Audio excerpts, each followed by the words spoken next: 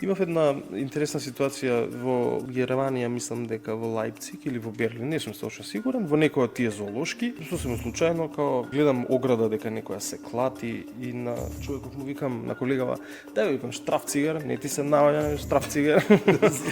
И овој као зашто ти е штрафцигер? Као зоо негователи сме. Не викам сигурно да има побареви фиоки, но да заштрафам викам оградава, се клати. Не вика остај. И јас сега за да се направам паметен, ја вадам клучеви.